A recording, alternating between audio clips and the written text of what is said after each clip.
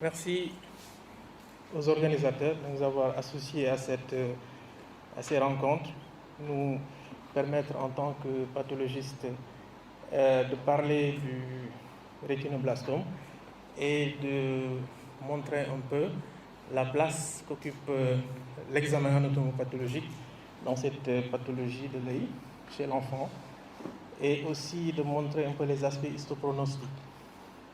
Cette présentation va essentiellement s'articuler autour de la prise en charge de la pièce d'énucléation, comme il a été rappelé tout à l'heure. Nous allons parler un peu de généralité, en sachant que cet aspect a été plus ou moins abordé par les précédents orateurs.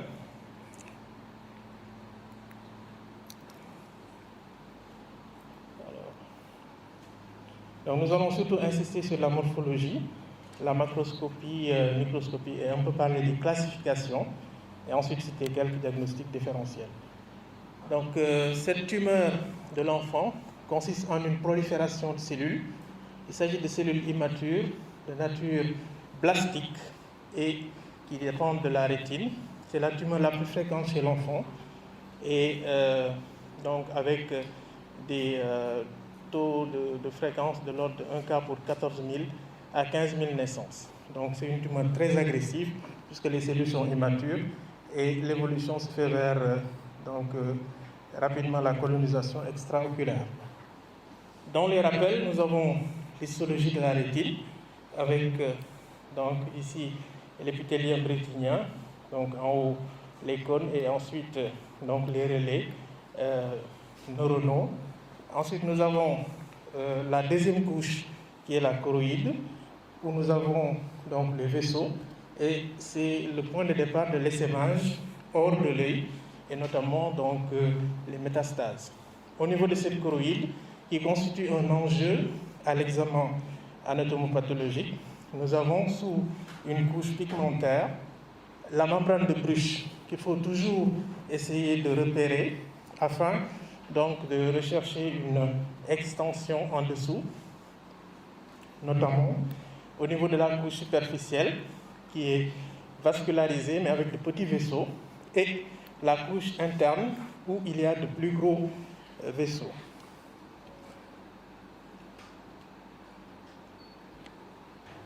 Donc sur le plan génétique, nous n'avons plus beaucoup de choses à ajouter. Donc il s'agit d'une pathologie au cours de laquelle nous avons une mutation au niveau du chromosome 13 et avec des formes donc, qui sont héréditaires où il y a une mutation constitutionnelle et à la naissance donc une deuxième mutation va entraîner donc comme nous le savons des formes qui sont précoces et avec un risque même de survenue d'une autre tumeur au niveau de la glande pinéale qu'on appelle le pinéoblastome, qui présente les mêmes caractéristiques que le rétinome. Donc voici le modèle de Knudson avec donc les cas sporadiques où il y a donc une double mutation, mais qui survient de façon un peu plus tardive, et les cas familiaux où une mutation constitutionnelle va être complétée par une seconde mutation. Alors, le diagnostic, sur ce plan, nous n'allons pas revenir dessus. Maintenant, nous allons passer à la prise en charge de la pièce d'énucléation. Donc, tout à l'heure, les collègues pathologistes se sont un peu inquiétés du fait que certaines pièces pouvaient être fragmentées, mais je pense que ce cas se posera assez rarement s'il s'agit d'une pièce d'énucléation, vu que c'est une pièce qui n'est pas fractionnable. Donc souvent nous recevons un globe oculaire en entier, il faut bien repérer l'issue du nerf optique et donc souvent on peut voir également par transparence donc la tache de leucocorie à travers donc cette pièce. Nous allons repérer donc les éléments postérieurs. Donc quelquefois il y a de façon assez évidente une infiltration du nerf optique avec un aspect épaissi. Ici, sur cette pièce en bas, nous avons ici donc l'émergence du nerf optique. Et donc, il faut bien dégager le nerf optique afin de voir s'il n'y a pas d'envahissement à ce niveau. Ce qu'on peut faire également, quand on reçoit cette pièce, c'est d'injecter du formol à l'intérieur. Parce que c'est une pièce qui est assez fragile, c'est une tumeur embryonnaire, donc les cellules sont très fragiles à l'intérieur, et donc pour fixer, idéalement, on va injecter du formol. Souvent, on peut retirer même un peu de liquide intraoculaire et remplacer avec du formol. Ça permet donc une fixation, et on sait que la fixation va un peu durcir le prélèvement à l'intérieur. Et ainsi donc, à l'étape de la dissection, on pourra plus ou moins avoir une conservation des rapports intraoculaires. Ce qui est aussi extrêmement important, après avoir repéré le nerf optique, c'est que la coupe débute par le nerf optique vers la cornée. Ceci est extrêmement important afin de pouvoir maintenir donc, le rapport donc, entre le nerf optique et la tumeur et la visualiser également sur la pièce macroscopique et aussi sur les coupes histologiques. Alors, nous avons plusieurs types de présentations. Vous avez ici donc une tumeur endophytique qui se développe en dedans de la rétine, c'est-à-dire donc en direction du corps vitré et vers l'antérieur. Et puis, les tumeurs exophytiques qui, elles, ont un développement postérieur, c'est-à-dire en arrière de la rétine, et qui vont envahir un peu plus rapidement le nerf optique. Et puis enfin, vous avez les formes diffuses qui, elles, donc, ont un développement qui se fait dans les deux directions, avec ici une atteinte postérieure probable. Nous allons ensuite effectuer des tranches sagittales que nous allons inclure donc, dans des cassettes, et il faudra faire une inclusion totale de la pièce, c'est-à-dire nous allons effectuer donc plusieurs coupes sagittales antéro-postérieures, et il va rester des calottes latérales. Ces calottes latérales seront incluses également dans les cassettes. Et le nerf optique est sectionné au niveau de son extrémité distale. Au plan microscopique, nous aurons donc à préciser, après le diagnostic positif, quel est le grade, ensuite le stade, et on fera une estimation également de la réponse à la chimiothérapie, parce que souvent, nous avons des pièces reçues après des cures de chimiothérapie. Donc, cette tumeur est constituée d'une prolifération de cellules rondes. Ce sont des cellules indifférenciées qui ont un rapport nucléocytoplasmique très élevé et qui présentent beaucoup d'atypies, notamment un cytoplasme peu abondant, basophile, et un gros noyau irrégulier avec beaucoup de mitoses. Ici, vous avez des mitoses. Également, des images d'apoptose qui vont apparaître donc, sous forme de noyaux pycnotiques. Donc, si la tumeur est diffuse, sans différenciation en rosette, il s'agit donc de formes peu différenciées. Mais nous avons donc des formes où il y a une différenciation en rosette.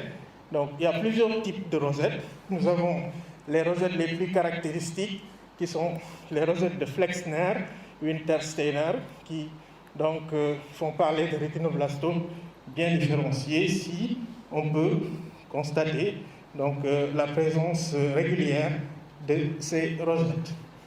Les remaniements post-chimiothérapiques qui sont plus ou moins étendus en fonction de la réponse, nous avons ici des aspects nécrotiques et eosinophiles homogènes, mais également des calcifications et donc ici nous avons une tumeur qui probablement infiltré la choroïde, mais qui est devenue stérilisée. Et en dehors, vous avez la sclérose. Donc, grâce à cet examen, nous allons donc faire une classification locale, donc PTNM, qui va donc se décliner en 4 stades, avec une atteinte qui n'est pas visible, donc PT0, sur le plan histologique, c'est probablement qu'il n'y a pas de tumeur. PT1, la tumeur ne s'est pas propagée hors de l'œil, ne s'est pas propagée au nerf optique ou à la choroïde. PT2, la tumeur s'est propagée à ces structures avec deux sous-classes PT2A en fonction du degré d'envahissement. Ensuite, PT3, où la tumeur s'est donc étendue de façon assez importante à ces structures. Et puis PT4, où la tumeur est propagée au-delà du nerf optique sur la tranche de résection distale. Et puis, nous avons également les atteintes ganglionnaires et les métastases qui sont plutôt du ressort des cliniciens. Donc, certaines proliférations vont atteindre la choroïde. Ici, nous avons une atteinte superficielle et vous voyez donc que la membrane de Bruch est intacte, n'est pas franchie. Donc, ça correspond plutôt à un PT2.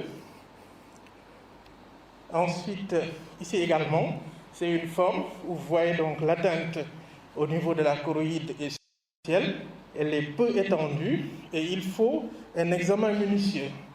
Or, c'est une technique histopathologique qui est difficile parce que le globe oculaire est fragile. Lorsqu'on fait des coupes, les techniciens souvent ont beaucoup de difficultés à garder les rapports donc, entre la tumeur et les enveloppes. Et c'est donc un examen minutieux qu'il faut faire à ce moment-là. Ici, nous avons une infiltration qui est massive au niveau de la choroïde et on voit que la sclérotique, par contre, est encore préservée.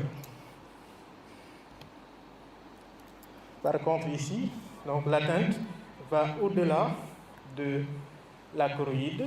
Elle est en train d'envahir la sclérotique et c'est une tumeur qui également présente beaucoup de remaniements nécrotiques qu'on voit ici en bas et à droite.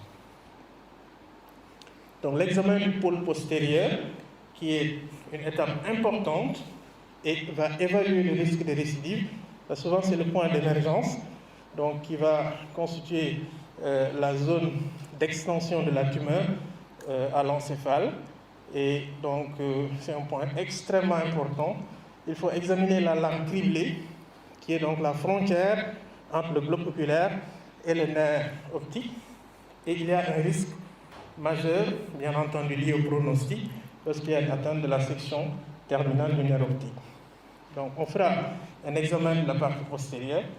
Nous avons ici la lame criblée, qui est encadrée à ce niveau. C'est la zone de pénétration du nerf optique à travers la sclérotique pour constituer justement le tronc optique. Et nous avons sur cette image une infiltration ici pré-laminaire. Donc la tumeur est encore à l'intérieur du globe oculaire. Sur cette image, nous avons donc un franchissement de la lame criblée. Vous voyez donc à ce niveau, la tumeur est en train de gagner donc le point d'émergence du nerf optique. Et sur cette image, donc c'est une section distale du nerf optique. On systématise donc cette tranche de section distale dans une cassette isolément parce que cela va justement montrer est-ce que la tumeur donc est restée dans, disons, l'orbite ou pas, justement en examinant cette tranche de section. Ici, on voit un tout petit foyer d'infiltration de cette extrémité distale. Donc ici, à l'agrandissement, nous avons donc cette infiltration qui est ici un stade PT4. Dans le compte-rendu anatomopathologique, donc il est attendu de préciser les aspects macroscopiques, donc ce qu'on fait classiquement. Ensuite, de confirmer le diagnostic. Donc c'est une prolifération de cellules rondes indifférenciées et qui ont une taille supérieure à celle des lymphocytes, parce qu'il peut y avoir parfois une certaine ressemblance, mais ces cellules ont en général 2 fois la taille du lymphocyte normal. Préciser le mode exophytique, endophytique ou diffus, la taille de la tumeur mesurée sur une coupe, la différenciation et l'index mitotique, qui sont des éléments de pronostic qui sont à l'étude. Ensuite, le statut de la choroïde. C'est à partir de la choroïde que nous avons l'essaimage hors de l'œil par la voie hématogène. Ensuite, le statut de la sclère également, est-ce qu'il y a une effraction ou pas. Le statut de la lame criblée pour l'atteinte du nerf optique, est-ce qu'il y a atteinte ou pas du nerf optique. Et puis, le statut du nerf optique lui-même, des gaines méningées et de la tranche de section terminale. Alors, il y a beaucoup de diagnostics différentiels qui ont été largement rappelés tout à l'heure, mais je voudrais juste vous parler de la maladie de Coats qu'on a eu à diagnostiquer sur des pièces d'énucléation et c'est un diagnostic différentiel difficile qui a été rappelé tout à l'heure. Et vous avez sur cette image donc d'un cas sénégalais, donc le décollement de la rétine et à ce niveau, donc l'hyperplasie vasculaire au niveau de la rétine avec un aspect très épaissi, des dépôts éosinophiles et lipidiques avec un granulome résorptif formé d'histiocytes multinucléés. Donc ce sont des aspects qu'on a souvent diagnostiqués, donc à un rythme d'1 à 2 cas donc, par année. Voilà, d'autres diagnostics différentiels, le médullo-épithélium, qui est une tumeur embryonnaire, donc a été rappelé tout à l'heure. Voilà, donc je vous remercie de votre attention.